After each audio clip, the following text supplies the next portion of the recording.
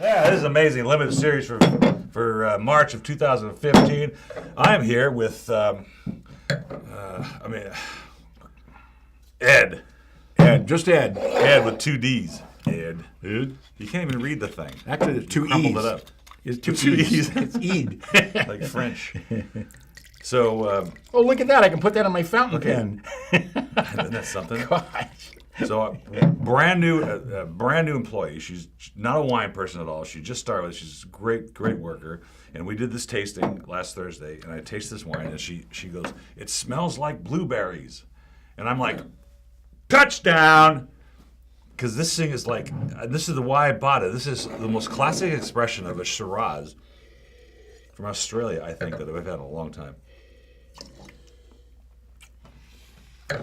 Well, you certainly know you've had wine in your mouth after you swallowed it. Yeah, but the blueberries, it's like blueberry jelly. Yeah, blueberry jam. And I love this. the only thing that saves it is it does have a nice, clean finish. It doesn't linger on there like syrup. What do you mean saves it? Well, because it's not like syrupy, which a lot of these wines can have. Or, could be. Look at this. Look at this. Look at this color. It's This got is plenty of amazing. acid. Look at this. It's got plenty of everything. It's like, you know what they do? You know what they do in Australia? I don't know how they do it. They take 2 bottles of wine and they somehow jam it into 1 bottle. And that's what they got here. That's funny. You actually have 2 bottles of wine. You have quite a way with words, Ed. That's pretty funny. Thank you. Yeah, I know. I have quite a way with words. That's Anyway, a 98 for me. I think it's really good. it's not my style of wine, but I have to hand it to them. They did an unbelievable job, so I'll do a 97, just to be countercultural. And this has something to do with the hockey. Igor, I don't know why he's. Oh, no, yeah, that was a guy, Igor, yeah, right. It was actually a fascinating story. I mean, his grandfather was taken by the Nazis the Soviets after World War II and imprisoned and, got out. And it was just really a fascinating story. And So he made a wine to celebrate that? Well, he's always been into wine, so he... Is this one of these deals where the celebrity got into wine and thought that people would buy it because he endorsed it? Well, he actually owns the vineyard. Oh, he does. Yeah, I mean, he's not doing this just for the heck of So it. this is grown in Siberia or anything like that? Oh, yeah, this is from the Penedesse. Okay, this is different. This is... Oh, by the way, Playmaker's $27.99 a shelf, $16.99 for more. And this is from, I think, my wonderful friend, Imported Heritage. This is Claire Baroy. This is the gal that lives in Corona. For you folks that don't live in California, that don't know, Corona is the Circle City, is a road that goes around, it circumvents the whole downtown. It's called Grand Avenue. It used to hold vintage races in the 20s there. A guy named Barney Oldfield was famous there. And it's out in the desert almost. It's not considered the resort town of California. And this poor woman grew up in Champagne, France. And she lives in Corona. Well, So I know. What takes a woman from Champagne, France to Corona? She says love. Like, it must be a lot of Love of what? Cows? So Because that's what you're going to find in Corona, let me tell you. And She's you don't have to get to Corona to know there are cows there. No, you got to whip them before you get there. Somewhere around Ontario. So she brings in French wines only, and she only sells them in very specific places, and she likes our club because we can buy a lot of it at one time. And I just flipped over this. This is spectacular bottle of wine. I mean, this is basically a Chardonnay de Pop blend. So, and a Chardonnay de Pop would cost twice what the retail price is, which is $28.99. Still a great value. $14.99 for the. Ridiculous. Is ridiculous. You can't even find Côte de Rhône for that now because they're all pretty expensive. It's way up there, even on the Chardonnay de Pop range of quality, from not paying that range. Because she sold us Chardonnay de Pop, the one we did a special, which was a great value for Chardonnay de Pop. And that was a $60 wine when we got hold of it that we sold for $39, I think. So well, I'm doing a 96 on this. This is actually spectacular. This is absolutely delicious bottle. There's a little bit of gaminess in there, a little bit of Syrah character, a little bit of smoke. It just touches on some of these elements it's supposed to have.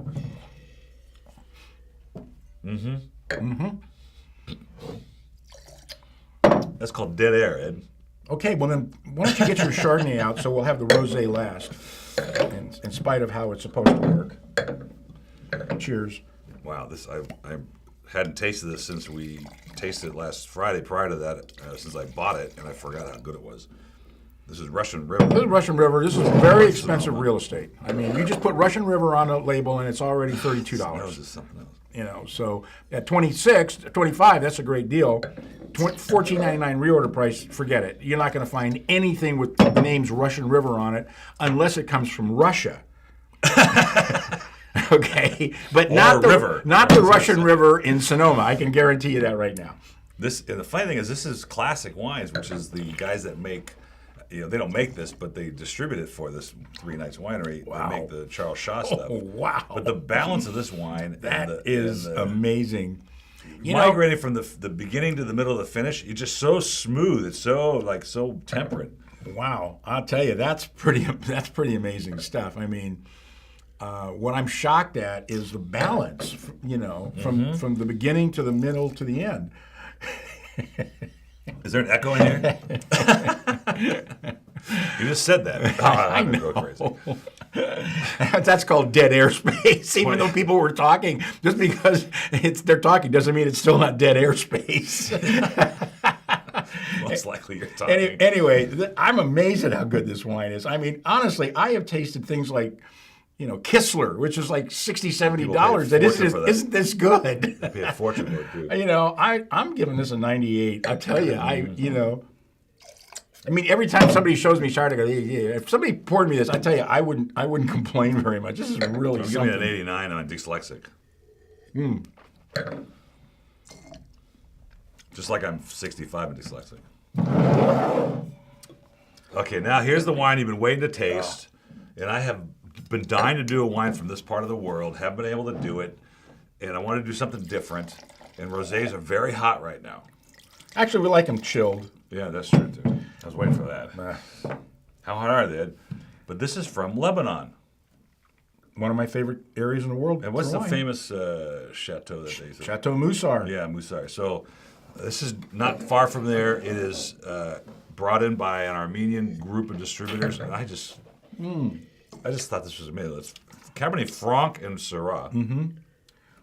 Well, I have been a Moussard fan ever since I met Serge Hochar, the owner and winemaker. Took it over from his dad, who unfortunately passed away just a few months ago in a swimming accident at 75, which was really a shame because he was a beautiful man, great winemaker, and I love the wines out of this area.